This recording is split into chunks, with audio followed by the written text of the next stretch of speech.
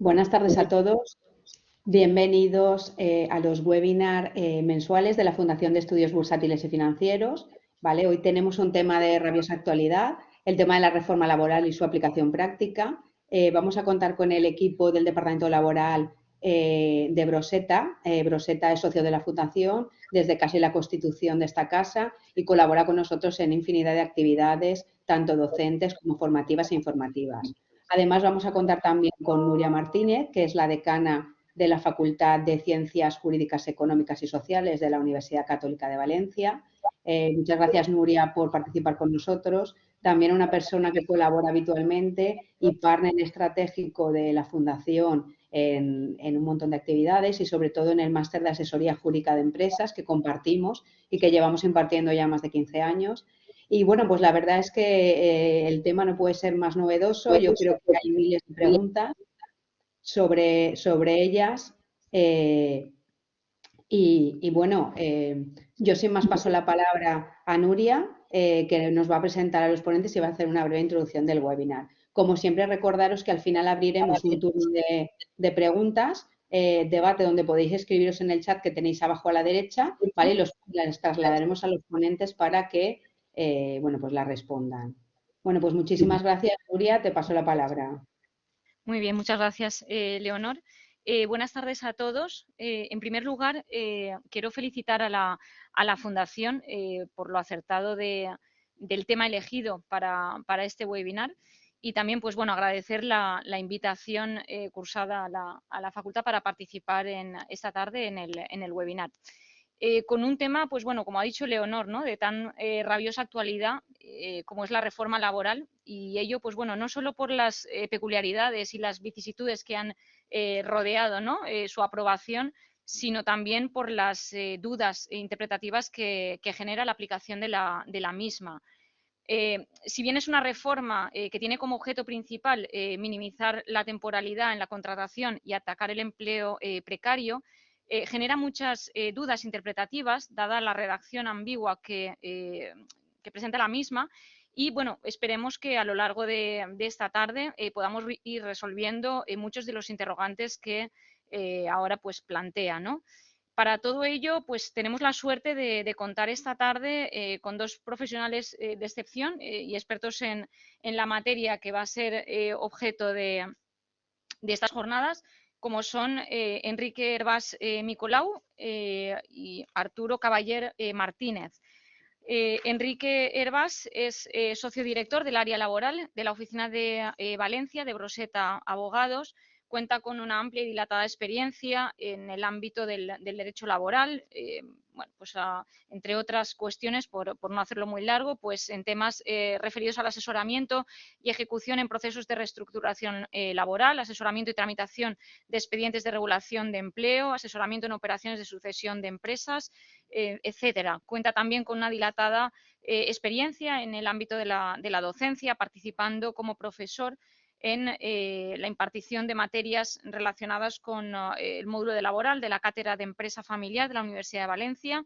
También ha sido profesor colaborador de esta casa en el máster de abogacía de la Universidad Católica de Valencia. Cuenta además o ha participado en diversos cursos y seminarios, así como también cuenta con un amplio abanico de publicaciones en diversos medios de interés como son el diario Expansión, la revista de la Fundación de Estudios Bursátiles y Financieros.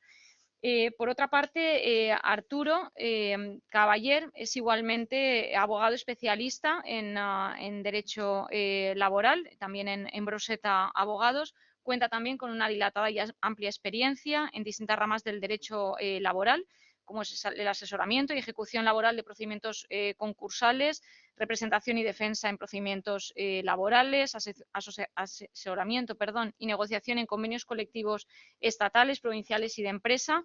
Cuenta también con, bueno, pues ha participado en diversos cursos y seminarios de interés y también colaborando en distintas publicaciones en temas relacionados con lo que es el ámbito laboral. Bienvenidos a ambos a este webinar. Y bueno, me han comentado que al final de las intervenciones, tanto de Enrique como de Arturo, habrá un debate coloquio que se abrirá. Y bueno, yo por mi parte, pues nada más, cedo ya la palabra a Enrique Hervás. Adelante. Muchas gracias. Muchas gracias, Nuria. Gracias por tus palabras y por tu presentación. Yo, como no puedo ser de otra forma, pues efectivamente agradecer a la Fundación que nos haya llamado para participar en este webinar, agradecer a Nuria también su participación en el mismo. A mí me hace especialmente... ¿me oís bien, verdad? Es que me oigo con un poquito de eco. Me hace especial, decía... interés y especial ilusión participar en este debate porque yo soy exalumno del máster que lo hice hace 20 años, en el año 2002, y además a la Fundación, aparte del cariño que le tenemos institucional y tenemos mucha vinculación con ellos, conocí a mi mujer en el máster que hice hace 20 años, con lo que estoy eternamente agradecido a la Fundación y por eso me hace especial ilusión, como decía, participar en esta jornada, que evidentemente es de especial interés para todos vosotros. Agradeceros a todos los que estáis conectados en casa y como decíamos, al final de la jornada pues daremos pie al coloquio, que esperemos que sea un coloquio enriquecedor y que nos comentéis cualquier duda que podáis tener. Hemos estructurado el webinar con dos microponencias, una que correrá a cargo de mi compañero Arturo y otra que correrá a mi cargo, donde nos hemos dividido un poco los grandes bloques de la reforma, que fundamentalmente sabéis que son la contratación, que se modifican en el artículo 11, el artículo 15 y el 16, las contratas y las subcontratas, que se modifica el artículo 42, la prioridad aplicativa de los convenios colectivos de empresa y la ultraactividad, que es la parte que tocará Arturo, junto con la relativa a los expedientes de regulación de empleo, a los ERTEs.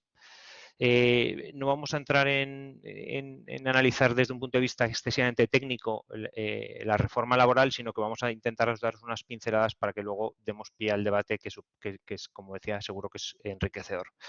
Tampoco voy a entrar en una valoración política de la reforma, si me parece bien y si me parece mal, y menos habida cuenta del bochorno que hemos vivido últimamente con el trámite parlamentario, con la aprobación del trámite parlamentario, en la que no voy a entrar en calificativos. A mí personalmente la reforma me parece una reforma equilibrada, dista mucho de ser una derogación total o parcial como se pretendía de la reforma del año 2012 y dista mucho porque cuando se firma el acuerdo de gobierno entre el grupo parlamentario del PSOE con Unidas Podemos, pues se parte de la idea fundamental de que se iban a derogar los aspectos más lesivos de la reforma.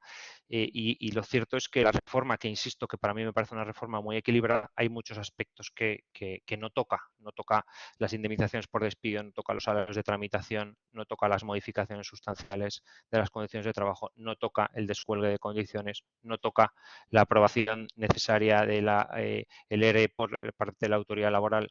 Entonces, como veremos, basa su estructura en los bloques que hemos dicho. La parte de contratación era una cuestión que viene también impuesta por la Unión Europea, en la medida en que España tiene unas altas tasas de temporalidad que era necesario reducir. Y sí que es cierto que la parte que toca fundamentalmente de la reforma anterior era la parte relativa a la prioridad aplicativa del convenio colectivo de empresa y a la ultraactividad. Dicho esto, bueno, hemos preparado un PowerPoint que tenéis acceso y que lo vamos a ir viendo con los principales aspectos. Insisto que no nos vamos a detener en todos y cada uno de ellos, pero sí en las cuestiones que entendemos más relevantes. Uno de los principales aspectos que toca la reforma es la relativa a la contratación, ¿vale? Y aquí la reforma insiste en que el objetivo fundamental en la contratación temporal es reducir la tasa de temporalidad. Y para ello, como veremos, ahora modifica el artículo 15, modifica el artículo 11 en la cuestión relativa a los contratos formativos y el artículo 16 en la contratación fija discontinua. Los contratos formativos, ¿qué nos dice? Bueno, lo primero que nos planteamos cuando vemos la reforma laboral es si estamos ante un cambio de modelo o no, o es el mismo, o es un modelo similar al que teníamos, porque la exposición de motivos de la norma lo que nos viene a decir es que la reforma del artículo 11 es en sí ya un cambio de modelo.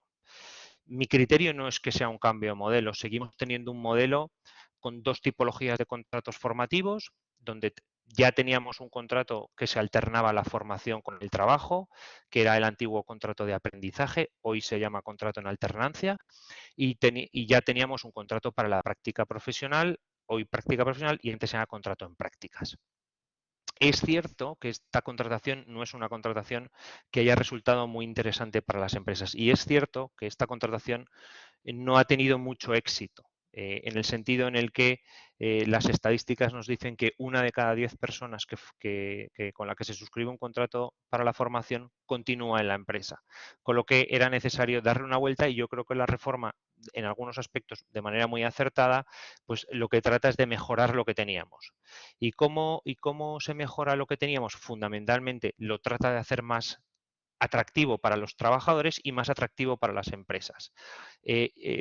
Respecto a los trabajadores, ¿cómo mejora la situación que teníamos? Pues fundamentalmente les otorga mayores prestaciones sociales, les otorga cotización por desempleo, fogasa y contingencias profesionales, y para los trabajadores también hay una cosa importante que pone el foco en la formación, y esto, como veremos, es importante. Y para las empresas, pues deslimita algunas limitaciones que nos daba la regulación anterior, ¿vale? Esta modificación de la reforma en la contratación formativa va a ir acompañada, previsiblemente y en un plazo de 6 meses establece la misma, que a partir del cual los agentes sociales abordarán lo que han llamado, lo mal llamado desde mi punto de vista, el estatuto del becario. Lo digo mal llamado porque ya el nombre me parece un poco peyorativo, pero en la propia reforma se dice así, que en el plazo de 6 meses pues, se convocarán a los agentes sociales para tocar la parte del estatuto del becario, donde se analizarán pues, prácticas curriculares, extracurriculares, etcétera. ¿Cuándo entra en vigor la contratación formativa? A partir del 31 de marzo. Todo lo que hagamos hasta el 30 de marzo lo tendremos que formalizar con los contratos formativos anteriores. Y como veremos, durante este régimen transitorio, los mismos se regirán por la duración máxima que tenían. Como os decía, hay seguimos el mismo esquema de 2 contratos, uno en alternancia y otro en prácticas, y algunas cuestiones importantes o novedosas de los mismos. El esquema es el mismo. El contrato en prácticas alterna formación con prestación de servicios, y el contrato en prácticas, para lo que se adquiere, la finalidad es adquirir práctica para la posterior desarrollo de una profesión. Y como os decía, las limitaciones que tenía antes el contrato hoy en alternancia, algunas se deslimitan. Por ejemplo, ya no hay tope de edad. ¿Vale? Sí que hay tope de edad en unos supuestos concretos, que os los apunto ahí en las limitaciones, que son 30 años, pero con carácter general no hay tope de edad. Se pueden hacer trabajo nocturno, trabajo a turnos, que antes no se podía. Si la actividad empresarial se desarrolla sobre estos parámetros, se podrá alternar formación con trabajo, y se podrán hacer noches y se podrán hacer turnos. Y esto pues es una cosa pues, que desde un punto de vista flexibiliza para el empresario esta situación. Se reduce la duración del mismo a un máximo de 2 años, que también es una novedad, y se permite una prórroga si no se hubiera obtenido el tema del título. Vale.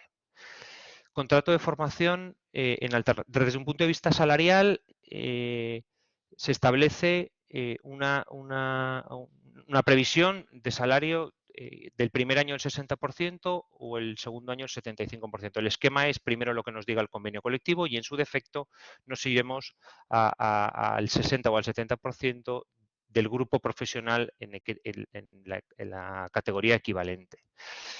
Y lo que os decía desde un punto de vista de formación, cómo el legislador mejora, desde mi punto de vista, en los contratos formativos, pone el foco importante en la formación. Hay que nombrar un tutor, hay que establecer unos planes formativos, Y esto es una cuestión, desde mi punto de vista, importante e interesante. Hay una novedad importante en el contrato en alternancia que es la primera vez que se incluye la posibilidad de articularlo con estudios universitarios, que esto ha sido bastante aplaudido por el mundo académico universitario.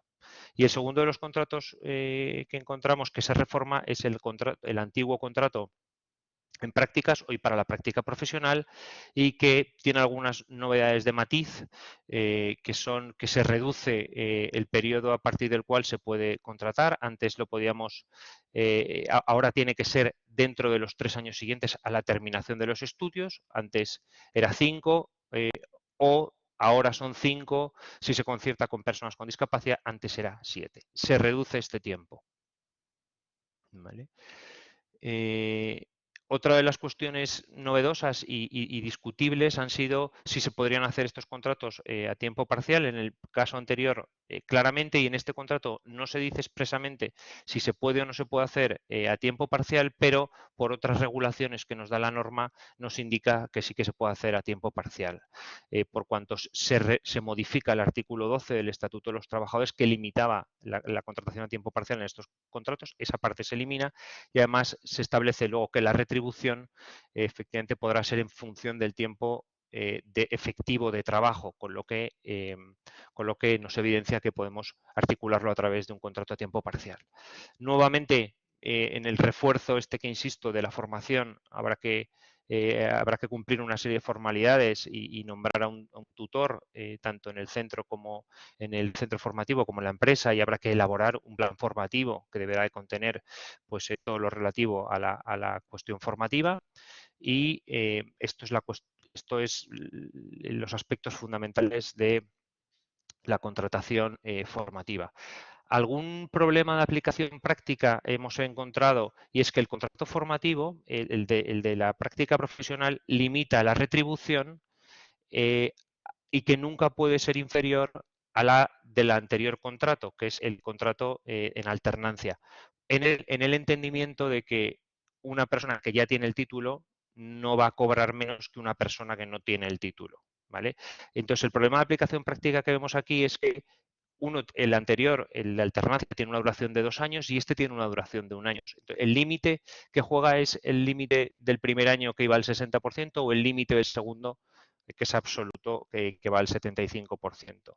Mi criterio es que tiene que ser el límite absoluto, porque si una persona que ya tiene el título no puede cobrar menos de una persona que no lo tiene, pues entiendo que incluso podría considerarse que no puede cobrar menos que el segundo año del contrato de alternancia. Contratos de duración determinada. Bueno, como os podéis imaginar, la contratación temporal es uno de los aspectos de la reforma que más ha preocupado y que más se ha modificado, y que parte de un aspecto importante que es la eliminación del contrato por obra o servicio determinado. La reforma quiere reducir drásticamente la temporalidad, y la reforma, el legislador tenía una especial obsesión en simplificar la contratación. Por eso ahora se nos dice que solo se puede acudir a la contratación temporal a través de 2 vías, a través de las circunstancias de producción o a la sustitución. Como ahora veremos, estos 2 contratos a su vez pueden o se dividen a su vez o se desligan a su vez en otras 2 posibilidades. Pero había una especial intención del legislador de reducir y de simplificar el catálogo de contratos que teníamos. Se refuerza en exceso la temporalidad y se parte de una regla principal y fundamental, y es que el contrato en este país se presume por tiempo indefinido. ¿Vale? Que es una cosa que podíamos entender todos, pero que la norma no lo dejaba así de claro y de manera tan expresa. La contratación temporal, desde mi punto de vista, y así lo dice la exposición de motivos, parte de que debe de existir un cambio cultural en la contratación de este país. ¿Vale? Por lo tanto, va a ser una cosa que nos cueste poco a poco ir introduciéndonos en ella, pero que va a partir de un cambio cultural, porque teníamos unas tasas de temporalidad muy elevadas y teníamos unas tasas de fraude en la contratación muy elevado. ¿Vale? Y tenemos que empezar a pensar con otra visión en cuanto a la contratación. ¿Qué contratos tenemos? como decíamos, el contrato por circunstancias de la producción y el contrato por sustitución. ¿Cuándo entran en vigor las reformas en materia de contratación? Como ahora veremos, estos contratos entran en vigor el 31 de marzo. El legislador ha establecido 3 escenarios, ahora lo veremos en el régimen transitorio, los contratos que hicimos en el año 21, los contratos que hemos hecho desde el 1 de enero del 22 hasta el 30 de marzo del 22 y los contratos que hagamos en adelante, que los contratos que hagamos a partir del 31 de marzo del 22 tendrán que ser ya con esta nueva regulación. Como vemos en la siguiente diapositiva, la reforma, otra de las cuestiones que hace, además de incorporar muchos aspectos de doctrina jurisprudencial, muchas de las cosas que nos ha dicho el Supremo, veremos que las introduce en la reforma, le da una capacidad a la negociación colectiva para que puedan, y en este caso es potestativo, quienes negociéis convenios colectivos, pues nos empezarán a pedir en la negociación colectiva que incluyamos determinadas cuestiones, pero es potestativo. Lo digo porque veis que estas cuestiones, porcentajes máximos de temporalidad, podrá negociarlo la negociación colectiva. Esto iba antes en el acuerdo o en los primeros borradores que manejábamos de reforma laboral, las primeras propuestas que hacía el gobierno, era establecer un porcentaje máximo de temporalidad que nos asustó un poco. No se podrá contratar más del 15% de temporales. Bueno, pues todas estas cosas van a ir de manera potestativa o pueden ir de manera potestativa a la negociación colectiva. ¿Qué contratos temporales tenemos? Contrato eventual de circunstancias de la producción, que a su vez se divide, a mi criterio, en 2. Hay quien piensa que son 3, pero yo pienso que son 2, ¿vale? Y lo pienso a raíz de una reforma que hubo a los pocos días, una corrección de errores en lo relativo a la parte de oscilaciones, que ahora veremos. 2 son las posibilidades. Uno, por causas imprevisibles y otra por causas previsibles. Incremento ocasional imprevisible, la norma nos da 6 meses y cuando sean por causas previsibles y de corta duración, la norma nos da 90 días. 90 días que no pueden ser consecutivos. ¿Esto puede ser 89 más 1? Pues a priori podría ser 89 más 1. El contrato, como os decía, el primero de los supuestos, el de los 6 meses ampliable por convenio colectivo sectorial al año, es para aquellas circunstancias o para aquellos incrementos imprevisibles de la actividad y de las oscilaciones, ¿vale? Que aun tratándose de la actividad normal de la empresa supongan un desajuste, ¿vale? Aquí el legislador ha incluido la posibilidad de articular las vacaciones con estos contratos, que sabemos que desde un punto de vista jurisprudencial había un poco de confusión sobre en base a qué contrato podíamos utilizar para cubrir vacaciones. Y la norma aquí lo ha incluido. Yo entiendo, y mi criterio es que las vacaciones a las que se refieren no son las vacaciones programadas habituales de la empresa, porque estas tienen carácter previsible. El trabajador como mínimo las tiene que conocer con 2 meses de antelación. Es un criterio mío bueno, que puede ser discutido y que de hecho es discutible por algunos comentaristas. Y el segundo contrato que os decía es el de los 90 días, que tiene que tener una duración corta. Segundo supuesto de contratación temporal. ¿Vale? Hemos dicho que ahora ya hay dentro del catálogo de contrato por obra circunstancias eventuales. Ahora solo tenemos 2. Circunstancias de la producción, ya no se llama eventual, solo se llama circunstancias de la producción. Y contrato por sustitución, que es el anterior contrato de interinidad y por sustitución y que está regulado para 2 supuestos, ¿vale? Que podrían incluso considerarse 3. Para sustituir a una persona con derecho de reserva de puesto de trabajo, esto ya lo sabíamos, esto no es nada novedoso, pero aquí expresamente en la ley sí que se establece la posibilidad de articularlo para aquellas personas que tengan una jornada reducida y queramos completar esa jornada, ¿vale? Aquí los problemas interpretativos es, oye, y podemos hacerlo con 2 o 3 o 4 personas que tengan jornada reducida, 4 personas que tengan 1 hora de reducción, hacemos un contrato de sustitución para una única persona. Podríamos entender que sí, pero llevado a la práctica, mi criterio es que difícilmente lo vamos a poder articular para distintas personas porque no podríamos solucionar el supuesto en el que una de estas personas quiera recuperar su jornada completa, ¿vale? Y porque aparte la norma habla de que se ha de identificar a la persona que se sustituye y parece que no abre la puerta a la posibilidad de que sean más. Hay una novedad importante y que resuelve algunos problemas que tenían las empresas y es la posibilidad de en el solape que a veces teníamos entre el sustituto y el sustituido, combinarlos durante 15 días para que una de las dos personas forme a quien le va a sustituir, ¿vale? Que esto expresamente lo prevé la norma.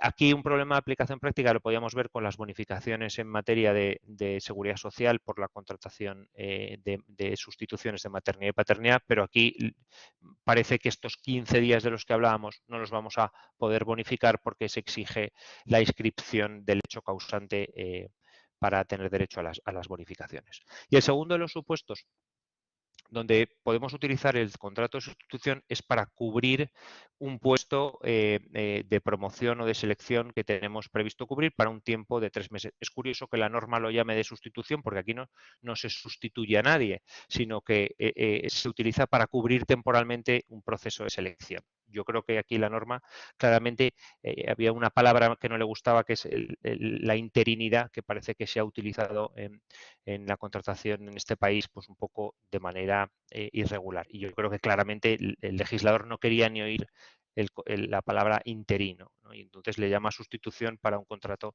donde realmente no se produce sustitución, sino que simplemente se cubre una vacante. Lo que os decía, el régimen transitorio de la contratación temporal. En los contratos que formalizamos en el año 21 hasta 31 de diciembre seguirán su curso ordinario y tendrán la duración que tengan, ¿vale? Los contratos que formalicemos entre el 31 de diciembre del 21, perdón, entre el 31 de diciembre del 21 y el 30 de marzo del 22, podrán articularse a través de la normativa anterior, obras eventuales, pero siempre no podrán tener una duración máxima de 6 meses. Y a partir del 31 de marzo del 22 ya nos regiremos por la normativa anterior. Un aspecto muy importante de la modificación o de la reforma del artículo 15, el relativo a la concatenación de los contratos, que no os lo he mencionado. Antes teníamos que serían indefinidos aquellas personas que contratásemos en un periodo de 30 meses por un plazo superior a 24 y ahora la norma lo reduce a 18 meses en un plazo de 24 y ya no solo es para la persona, sino que esta limitación se hace también para el puesto de trabajo. Con lo que si cubrimos un puesto de trabajo, no con una persona, sino con varias, un mismo puesto de trabajo, con contrataciones temporales encadenadas, incumpliendo estos límites, la persona que esté en ese momento podrá adquirirá la condición de fijeza si así lo reclama.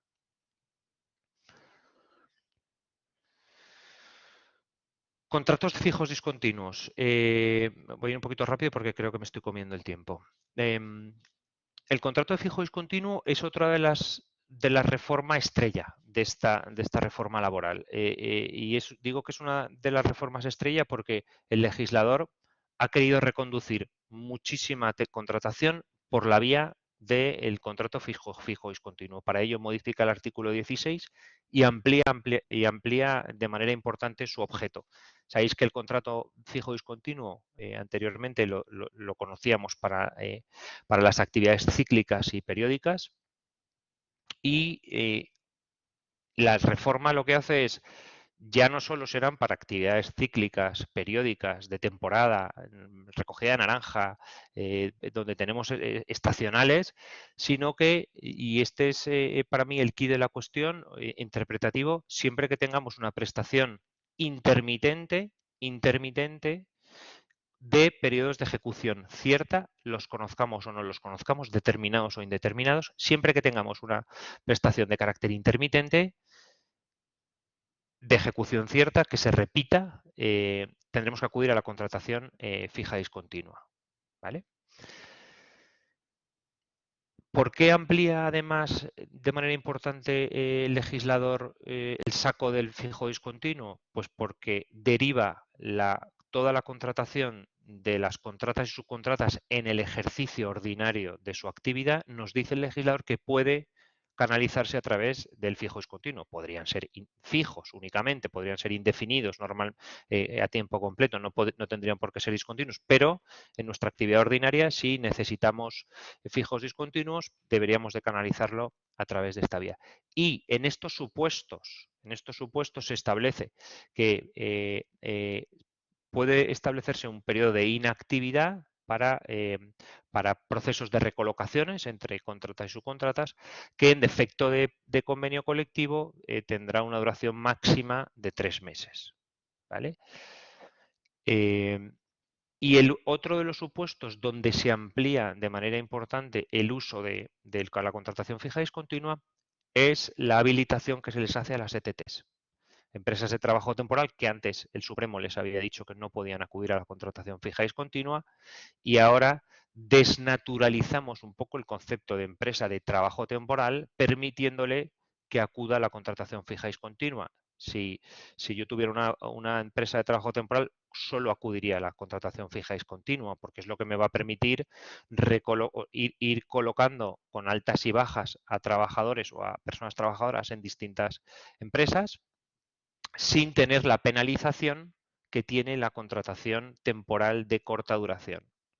La reforma, una de las cosas que os he dicho al principio es la reforma lo que pretende era reducir las tasas de temporalidad, simplificando los contratos, reforzando la causalidad y otorgándole un carácter indefinido a la regla general del contrato. Y otro de los aspectos que quiere hacer la reforma es sancionar. Quiere sancionar de manera importante la contratación fraudulenta, la contratación que no se enmarque en los nuevos contratos temporales. Pues bien, en esta sanción, y ahora veremos que las sanciones van desde 1.000 euros a 10.000 euros, con lo que ahora tendremos que valorar mucho cuando acudamos a una contratación temporal el uso que hagamos de la misma. Y esto lo decía también porque la contratación a través o sea, la reforma penaliza la contratación corta con penalidades de 26 euros. En adelante es progresivo.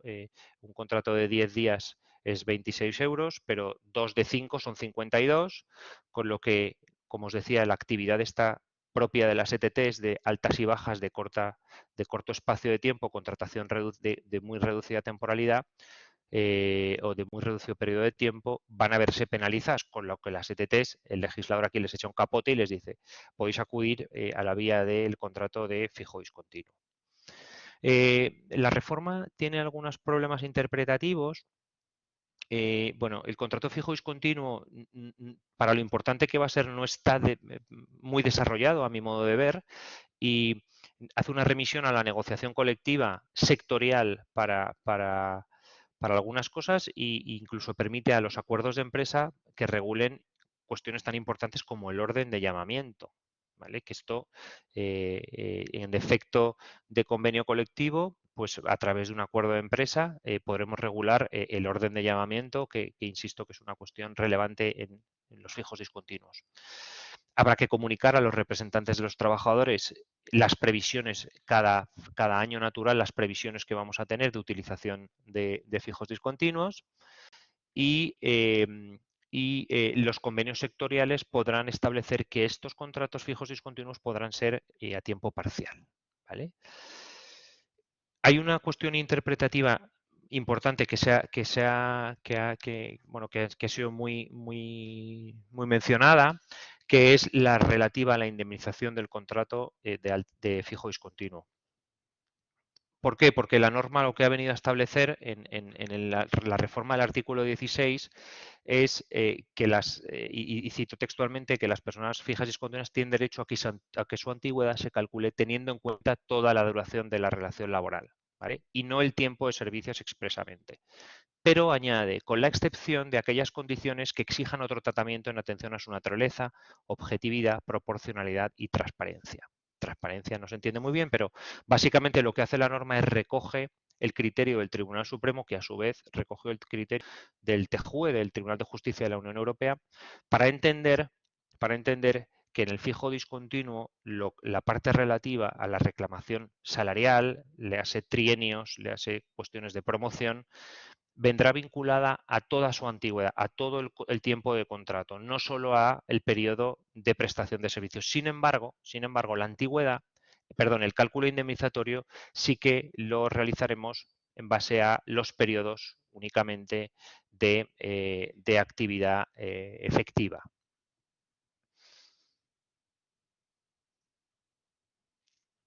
Esto en la parte relativa a la contratación. Otro de los aspectos relevantes que toca la norma o la reforma a través del Real Decreto 32 es el relativo a las contratas y subcontratas, y es la modificación que se hace del artículo 42. Sabéis que el artículo 42 ha generado numerosos problemas interpretativos en relación a cuál era el convenio colectivo de aplicación para aquellas contratas que estaban prestando servicios en una empresa principal. Pues bien, sabéis que el Tribunal Supremo tenía 3 criterios jurisprudenciales: el de la actividad preponderante, el de la actividad en la empresa de destino donde trabaja la contrata, o simplemente el convenio colectivo de la actividad que se haga. Pues bien, el legislador ha cogido uno de esos criterios, un término intermedio o quizá el término menos problemático para las empresas que acuden a la contratación de contratas, y es establecer que el convenio colectivo aplicable será el convenio del sector de la actividad desarrollada. Es decir, si en un hotel tengo un personal ajeno a través de una contrata con unos contratos de limpieza, a priori entendemos que el convenio colectivo de aplicación será el de la actividad del convenio colectivo de la limpieza y no el convenio colectivo del sector de la hostelería. Por eso podéis haber visto noticias recientes donde las limpiadoras de pisos, el conflicto que ha habido, el llamado conflicto de las Kellys, que es un nombre que no me gusta mucho, pero no estaban estaban en absoluto desacuerdo con la reforma en este aspecto, porque parece que el legislador las ha llevado a la actividad desarrollada. Si usted limpia, la actividad que realiza es el convenio colectivo de la limpieza. Si se hace jardinería, el convenio colectivo será el propio de la jardinería. El legislador lo que ha querido es atajar un problema que se había dado de degradación o de determinadas relaciones laborales a través de mecanismos de reducción salarial a través del convenio colectivo de empresa. Fundamentalmente, el legislador ha querido atajar el problema que se ha derivado con las empresas multiservicios, ¿vale? Que no voy a entrar a valorar si se ha hecho mejor o peor, pero que en ocasiones ha producido que a través de convenios colectivos propios de empresa se hayan visto reducidas la retribución de estas personas por vía del convenio colectivo de empresa. ¿Qué hacen el legislador con esta reforma? Pues cuando una contrata tenga un convenio colectivo de empresa, lo que le viene a decir es, lo puede mantener, pero en la parte retributiva tendrá que acudir al régimen de prioridad aplicativa del convenio colectivo sectorial, ¿vale? Por lo tanto, el cambio fundamental que hay en contratas y subcontratas es que el convenio colectivo ya no podrá ser el que quieran, sino el de la actividad que se desarrolle. Y únicamente lo excepcionaremos en 2 casos: cuando hay un convenio colectivo de empresa, como os decía, o cuando pudiera ser de aplicación otro convenio colectivo sectorial aplicable. Y es aquí donde entendemos que se producen muchas dudas interpretativas, porque no entendemos a qué se refiere el legislador cuando haya otro convenio colectivo sectorial aplicable. Por mi parte, yo creo que esto es todo. Si queréis, Arturo, te doy paso a que comentes la parte relativa a los ERTEs y a la parte de negociación colectiva de la ultraactividad y la prioridad aplicativa. Perfecto. Hola, buenas tardes. Nada, al igual que al inicio, Enrique, agradecer a la Fundación la posibilidad de participar en este webinar, igual que a Nuria por parte de la Universidad Católica la presentación. Y yo me voy a centrar, como ha dicho Enrique, en la regulación de la reforma de los ERTEs, en el artículo 47 y en el artículo 47 bis, el denominado mecanismo RED. Voy a intentar ser un poquito breve porque me voy a centrar en los cambios principales, sobre todo en el tema de los ERTEs, pero para entender un poquito lo que pretende el legislador en los cambios introducidos, al final, atendiendo a la exposición de motivos, esto es un aprendizaje, o los cambios introducidos es un aprendizaje de todas las medidas que durante la época COVID se han ido llevando a cabo y han resultado pues, satisfactorias para el mantenimiento de empleo. Al final, lo que pretende el legislador es establecer los mecanismos de flexibilidad interna para atender esas fluctuaciones del mercado y con objeto de evitar esa destrucción de empleo. Al igual que ocurre con los contratos formativos, aquí se establecen el foco para el objeto de mantener es también la formación, las acciones formativas. Todas las exoneraciones de cuotas que se establecen en la nueva reforma pues van vinculadas a ese desarrollo de acciones formativas y al mantenimiento de empleo que luego desarrollaremos brevemente. Muy breve, ERTES del artículo 47, tenemos los ETOP, los fuerza mayor e introducen los de impedimento o limitación que durante la reforma laboral pues se han venido utilizando. Y por su parte se establece un nuevo mecanismo, el mecanismo RED, que requiere la activación del Consejo de Ministros y establece dos submodalidades, el cíclico y el sectorial, que ahora explicaremos. Centrándonos ya en los ERTEs del artículo 47, se mantiene la posibilidad de efectuar reducción de jornada y suspensión de contrato, si bien la reforma incide en la prioridad de las medidas de reducción de jornada frente a las de suspensión. Esto en los procesos negociadores o en el desarrollo de las memorias y de las comunicaciones creo que es un aspecto importante a la hora de justificar el por qué no llevamos a cabo esa reducción de jornada con carácter prioritario a la de suspensión. Y se mantienen también una serie de las reglas del artículo 41.4, no se han alterado, es decir, las constituciones de las mesas negociadoras, al contrario de lo que ocurrió durante la normativa COVID, no se remite, en caso de ausencia de representantes, no se remite directamente a los sindicatos más representativos del sector, sino que es posible las comisiones ad hoc. En cuanto a los procedimientos negociadores, se reducen los plazos tanto de constitución de mesa como en los periodos de consulta si son más o menos de 50 trabajadores. Y hay dos cuestiones que entiendo que son de aplicación práctica que hasta la fecha en la regulación convencional no era posible, salvo que se pactara, que es la posibilidad de afectar y desafectar a los trabajadores en función de las alteraciones del mercado, o sea, de las necesidades productivas. Y la segunda cuestión es que se posibilita la prórroga, eso sí, con un procedimiento negociador que se lleva a cabo. Como os he dicho, muy brevemente, los plazos de constitución de la mesa, si hay representación legal de los trabajadores, se reduce de 7, pasa a 5, mientras que si no hay representantes de los trabajadores, de 15 días se reduce a 10. Lo mismo ocurre con el tema de la duración del periodo de consultas. En empresas de menos de 50 trabajadores, el periodo de consultas se reduce a 7 días, en lugar de 15, mientras que si son empresas de más de 50 trabajadores, se mantiene ese periodo de consultas de 15 días. Efectos gráficos para que podáis verlos. En empresas de menos de 50, si no tenemos representantes de los trabajadores, el periodo, esto está hablando de periodos máximos, nos podemos ir hasta 32 días cuando antes estamos en 45 días, mientras si existe representación legal de los trabajadores, el periodo pasa de los antiguos 37 días hasta los 27 que pueden ser ahora. Esto, repito, son periodos máximos que obviamente durante el proceso de negociación pues se puede reducir.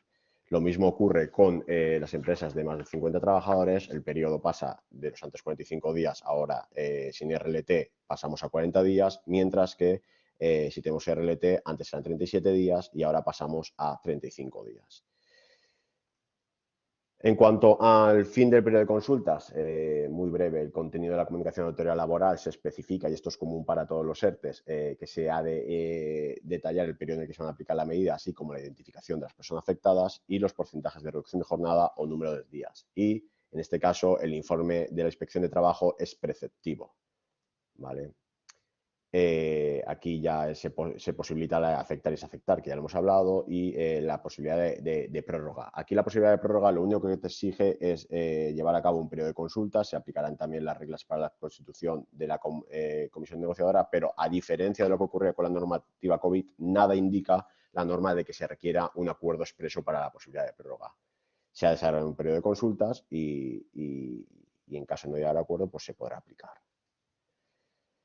ERTEs de fuerza mayor, los de naturaleza temporal, no voy a repetirme, no ha cambiado gran cosa, se remite al artículo 51, si bien, al igual que ocurre con los ERTE top, se posibilita la prórroga, en este caso, como se requiere autorización de la autoridad laboral, para esa prórroga también se requerirá esa autorización de la autoridad laboral y se podrá afectar y desafectar.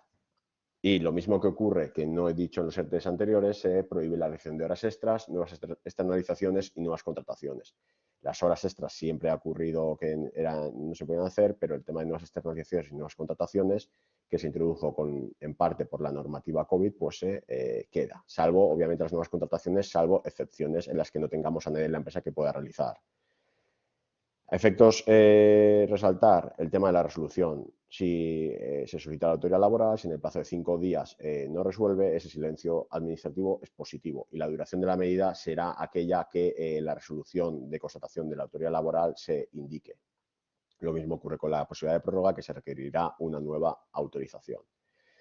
Estos son efectos gráficos, tenéis las diapositivas, veis lo que os he dicho, el periodo de consultas en el periodo de consulta, no, disculpar, la solicitud de informe a la inspección de trabajo de 5 días y si no hay resolución, pues el silencio es positivo.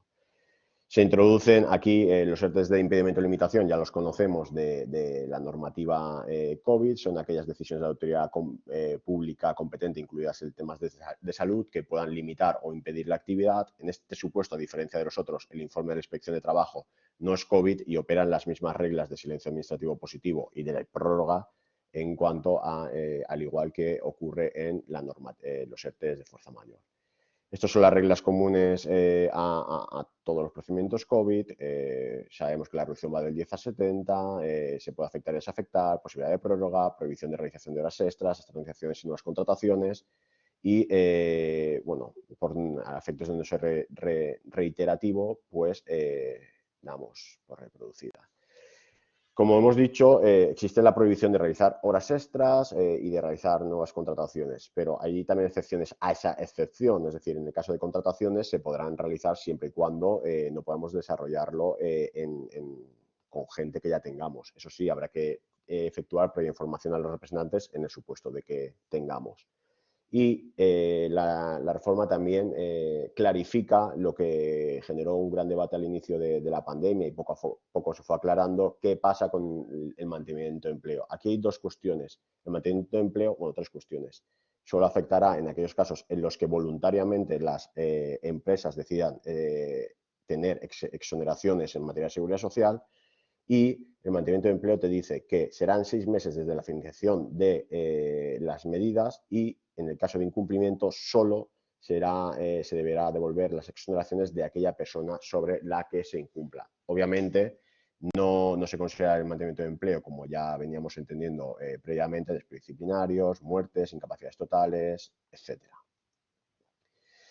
Ya nos centramos en el mecanismo red. El mecanismo red es, a mi parecer, es más de cara a la galería. Es una medida muy llamativa y que, según la propia exposición de motivos, pretende establecer mecanismos ante cambios tecnológicos y procesos de recualificación necesarios, y para ello establece este mecanismo red. Este mecanismo red no se activa automáticamente, sino que requiere la activación del Consejo de Ministros y han establecido dos modalidades, el cíclico y el sectorial. El cíclico, que es el que atiende a circunstancias o coyunturas macroeconómicas que, de acuerdo con lo que entienda el Consejo de Ministros, requieran instrumentos de estabilización del empleo, mientras que los sectoriales están pensados más para cambios permanentes en sectores que generen una necesidad de recualificación. La duración del cíclico es 1 año, mientras que la duración del sectorial es la duración inicial de 1 año y con posibilidad de 2 prórrogas de 6 meses. Es decir, podemos ir hasta los 2 años.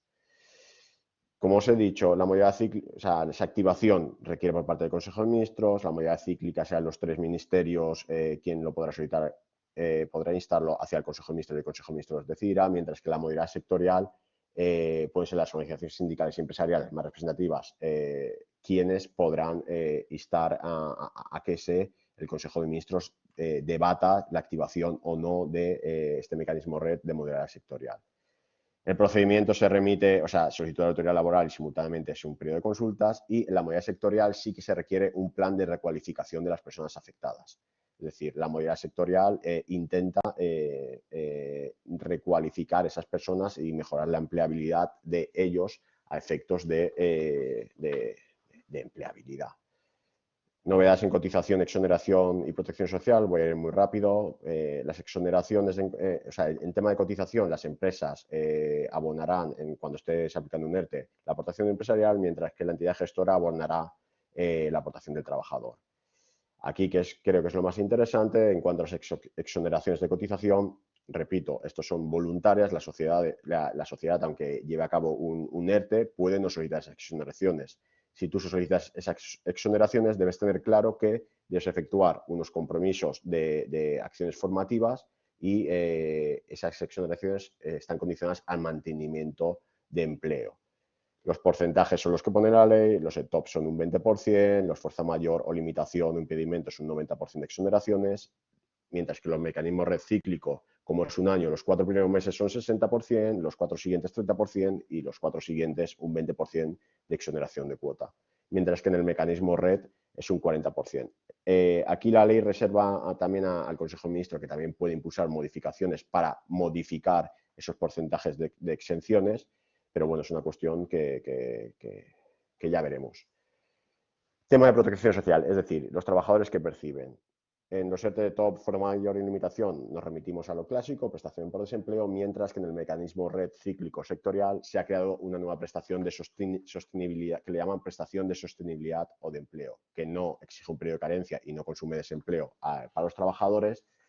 Si bien no se tendrá ese periodo cotizado a efectos de derecho a prestaciones, y la prestación es de un 70% de la base de cotización, es decir, los últimos 180 días. La prestación normal, si recordáis, de desempleo es 70% en los 6 primeros meses y luego pasa al 50%.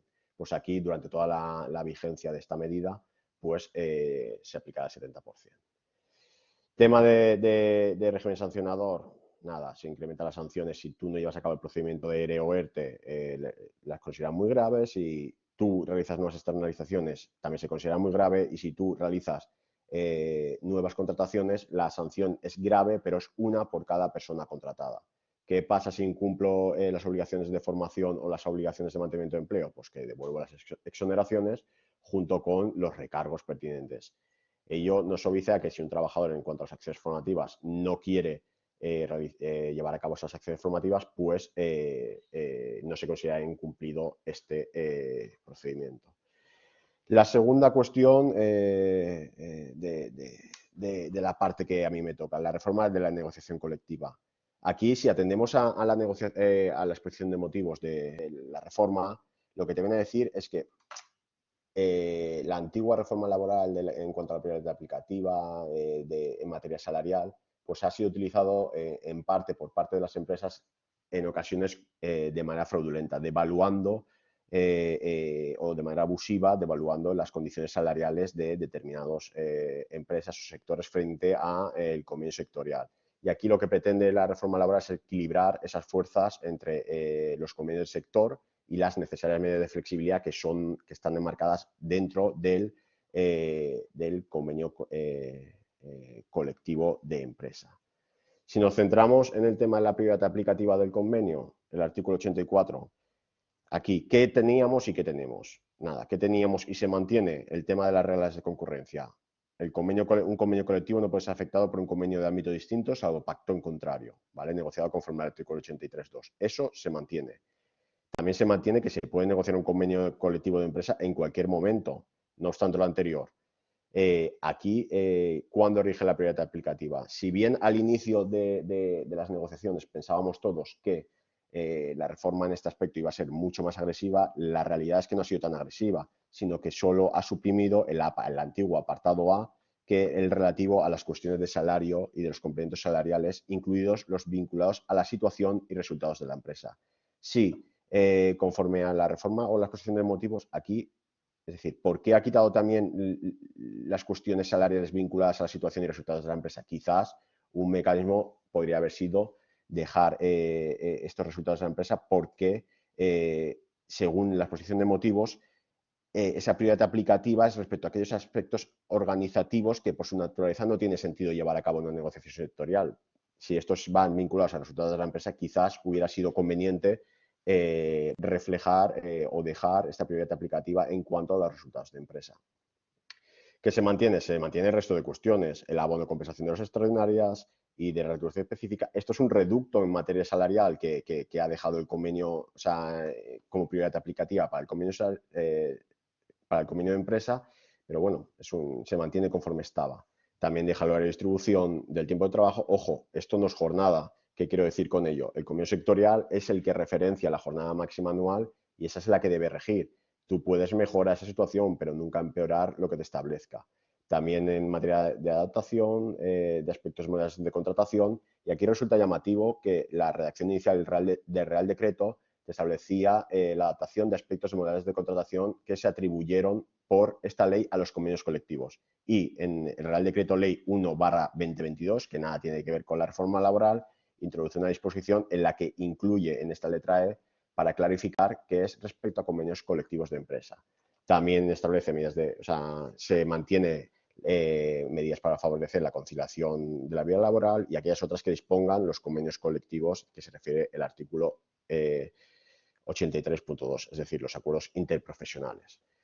¿Cómo aplica para la prioridad aplicativa? Establece un régimen transitorio que es llamativo, que da como un margen de un año para aquellos convenios colectivos suscritos y presentados o registrados o publicados con anterioridad y les dice, oiga, primera regla, será su vigencia expresa. Esa vigencia expresa entiendo que en base a la jurisprudencia del Tribunal Supremo sería la vigencia inicial o las prórrogas automáticas, pero no la fase ultraactiva. Pero en todo caso, para clarificar y dejarlo claro, te dice, oye, esta prioridad aplicativa tiene un año de transitoriedad, pero tiene un plazo máximo de un año y a partir de ese año sí que aplicará la prioridad aplicativa y por lo tanto en materia salarial ya deberá aplicar la referencia del convenio sector. El apartado 2 de este artículo te dice que no podrá, como consecuencia de esta adaptación, no podrá compensar, absorber o desaparecer cualquier derecho o condición más beneficiosa. ¿Esto qué quiere decir? Este artículo se carga el artículo 21.6 en materia de compensación y absorción de salarios. Bueno, esto es un debate que va a estar servido en los tribunales. Si atendemos a la literalidad, pues te dice que no se pueden compensar y absorber. Lo que pasa es que esto es cuanto menos es controvertido. Y luego te dice que existe un plazo de 6 meses para que los convenios colectivos adapten los mismos a esta prioridad aplicativa. Y por último, el tema de la prioridad aplicativa no, disculpar, el tema de la ultraactividad, la otra reforma. ¿Qué es lo que partimos de la reforma del año 2012 en el que se eliminó la ultraactividad sine die y se estableció con objeto, según decía en la reforma, en la exposición de motivos de la reforma del 2012, con objeto de evitar la petrificación de los convenios colectivos? ¿Qué hace esta reforma laboral? Pues recupera esa ultraactividad, pero con una serie que hay que analizar en detalle. Antes, que teníamos, llegado el momento, transcurre un año desde la denuncia y salvo que existiera pacto en contrario, se aplicaría el convenio colectivo de ámbito superior. ¿Qué se mantiene en esta redacción? Se mantiene la vigencia que se pacta las partes, se mantiene la prórroga anual de la medida si no medida de denuncia y lo que se establece es que esa ultraactividad, mientras se dure la negociación, se mantendrá vigente y establece un mecanismo durante, una vez transcurrido ese año, que en el caso de no llegar a un acuerdo durante ese año es una obligatoria la mediación y si no alcanzamos en esa mediación un acuerdo, nos iremos sin acuerdo, podemos someternos a arbitraje si así lo hemos pactado expresamente y si no llegamos a ningún acuerdo, esa ultraactividad se mantendrá vigente. ¿Qué pasa aquí con los convenios colectivos? Y aquí planteo también la pregunta de que, al igual que ocurría en la reforma laboral del 2012, hayan mantenido la anterior regulación en materia de ultraactividad. Es decir, aquella que te decía que transcurrió un año, si no me diera de acuerdo, se perdería su vigencia y se aplicaría el convenio colectivo de ámbito superior.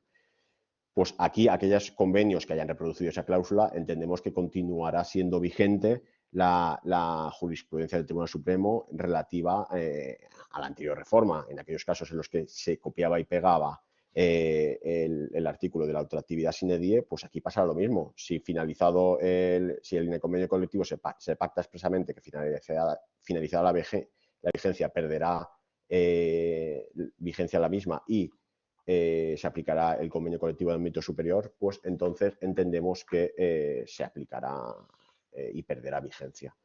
Y yo creo que con esto he intentado ser lo más rápido posible. Y Enrique, si quieres abrir. Sí, bueno, dábamos ahora turno de preguntas. No sé si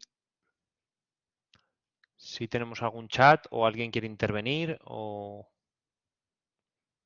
si alguien tiene alguna duda. Si la gente no se anima. Una de dos, o lo hemos explicado todo tan bien que nadie tiene ninguna duda, o no se habéis enterado de nada.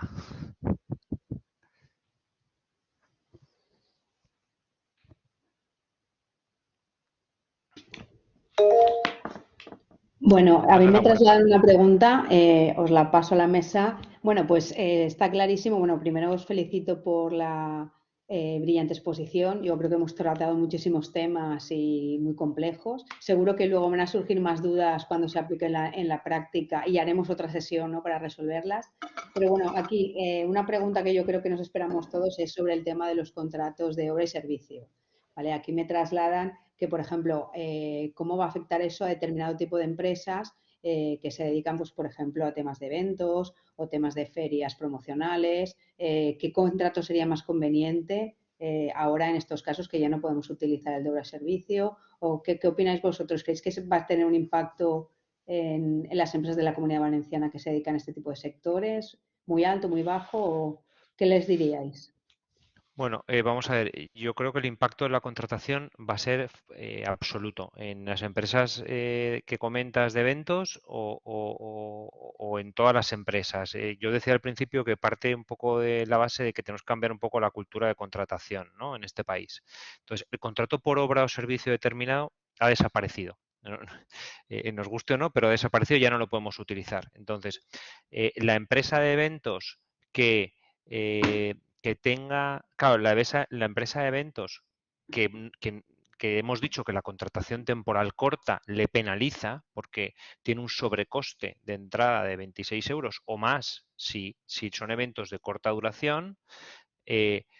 A las ETTs se les ha permitido acudir al fijo discontinuo, pero claro, una empresa de eventos no sé hasta qué punto eh, le va a compensar acudir a estos fijos discontinuos. Si son eventos que recurrentemente, si yo soy una empresa que me dedico a gestionar bodas y todos los años hago 60 bodas, yo te podré estructurar mi plantilla para una actividad ordinaria X y esa actividad ordinaria debería de cubrir con contratación indefinida, ¿vale? La gente que voy a tener siempre o con contratación fijo discontinuo, ¿no?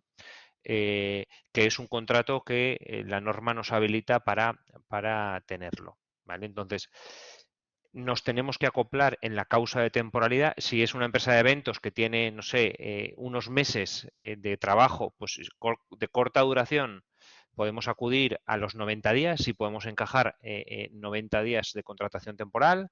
Si es imprevisible la actividad que voy a tener por circunstancias X, lluvias, condiciones climatológicas o lo que sea, puedo acudir a una contratación temporal de 6 meses, prorrogable por año, y tengo la contratación de fijos discontinuos. En esos tres parámetros nos podemos mover.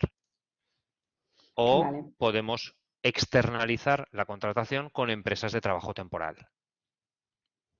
Vale, pues muchísimas gracias, Enrique. Yo creo que no hay ninguna pregunta más. Estamos un poquito fuera de tiempo. No sé si vosotros tenéis alguna, os ha llegado alguna ahí. He visto que levantaban la mano Ana La Huerta, he visto que levantaba la mano, pero no ha escrito nada en el chat, que yo sepa, Vale, no porque hay no, nada. Entonces, si alguien tiene alguna duda urgente de tiempo, que vamos un poco justos, nos dice Leonor, que la ponga rápidamente en el chat y si podemos la contestamos. Vale, si no, de todas maneras, sabéis que bueno, el equipo de Broseta está a vuestra disposición, tanto la fundación, si tenéis alguna pregunta, tenéis los contactos también, tanto de Enrique como de Arturo, para cualquier consulta. Y ya os digo, seguro que dentro de unos meses tenemos que volver a hacer otra charla porque surgen un montón de dudas a la hora de poner en práctica, bueno, pues todos estos aspectos de la reforma.